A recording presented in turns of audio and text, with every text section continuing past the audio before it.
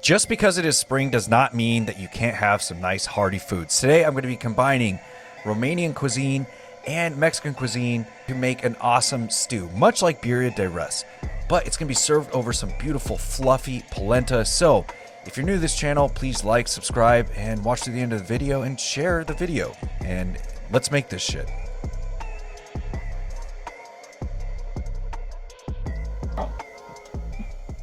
All right, I'm gonna make this as quick as possible.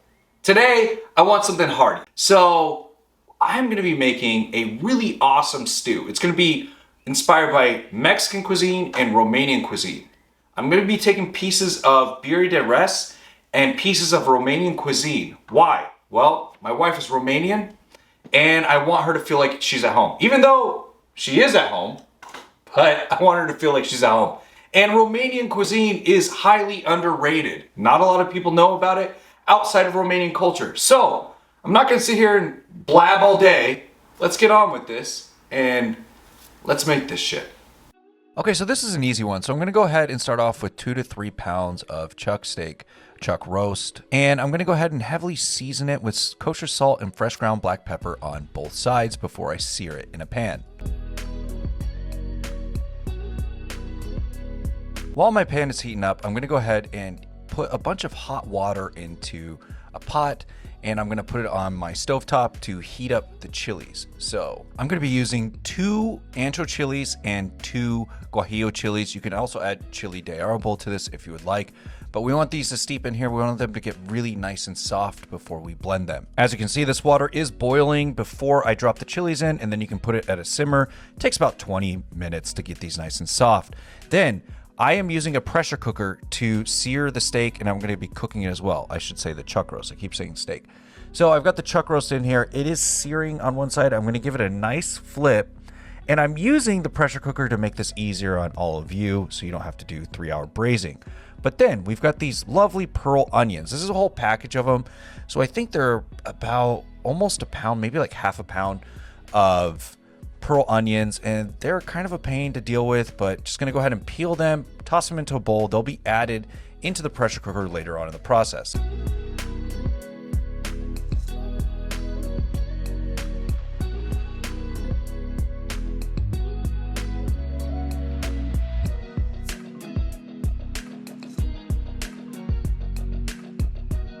The onions are done, and we're going to start working on our broth here. So I've got some beef broth. I'm going to go ahead and drop in about 4 cups of beef broth in here, and then I'm going to de-stem the dry chilies that we already steeped and got really nice and soft in that pot of water there, and I'm going to drop those in with a little bit of their liquid as well.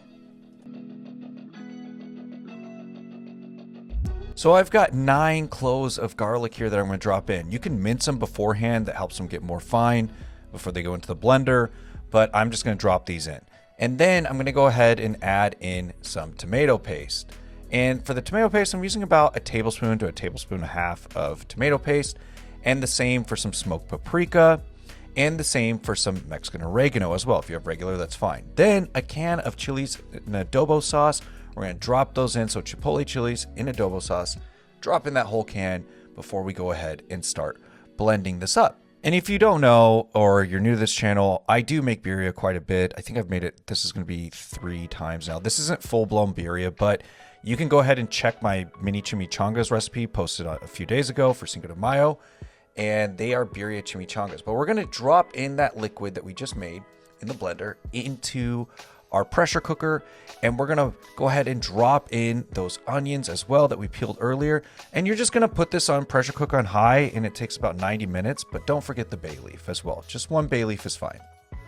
Once it's done, I'm gonna go ahead and start cutting up the chuck roast. So I'm not gonna shred it this time. I'm just gonna cut it into nice bite-sized cubes, and then I'm gonna drop it back in to the pressure cooker with the juices and everything that we made from earlier, and just let it sit there on a low heat. Usually your pressure cooker can stay on warm, and just let that sit there while we prepare the polenta, because polenta, you have to stay with it. It's really finicky. So I have a pot of water here, about 3 to 4 cups of water, and then I'm adding a cube of butter. I'm going to let that get to a boil. And then once that comes to a boil, I'm going to drop in about 2 to 3 cups of cornmeal. this is gonna make the polenta. Romanians call this mămăligă. Here in the States, we typically call it polenta. And I'm gonna use a whisk and just continue to stir this. It's on a medium to low heat right now, and I'm just constantly whisking it. You really have to pay attention to this and baby it, because you can burn it and it won't come out right, so you really gotta stay with it. But once it's there, it's gonna start clumping up. It's gonna start thickening and get really nice and fluffy, okay? And once it's there, you know it's time to pull it, and you want to eat it as fast as possible because you want this very hot. If you added too much water, you can always add a little bit extra cornmeal along the way. You can also season this, but let's go ahead and plate. So I am gonna go ahead and start with the polenta. Then I'm gonna start dropping in the beef that we worked on as well. And then we can add some of this consomme that we have here. It's not a full-blown consomme, but we can call it that, or just juice. And just trickle that around the sides. And then we can top it off with some nice feta cheese and some cilantro. Once we do that, people, we're ready to eat.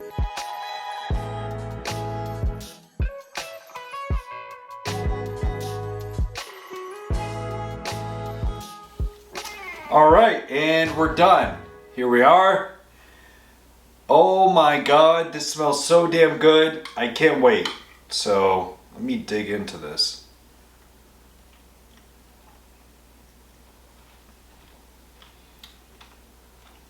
Wow.